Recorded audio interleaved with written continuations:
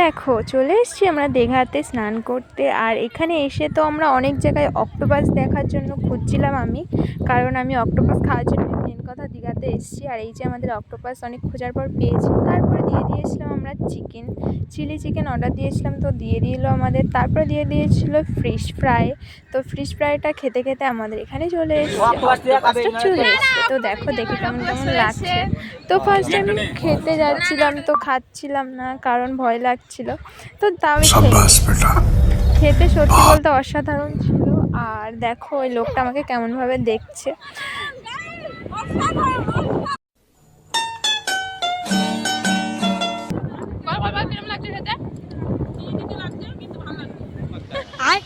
দেখো দীঘার মধ্যে তো আর ফোন নিয়ে যাওয়া যাবে না, তাই জন্য আমি স্নান করে উপরে চলে এসেছি। আর উপরে থেকে এসে ফ্রেশ হয়ে এই যে আমরা এখন যাচ্ছি বাড়িতে।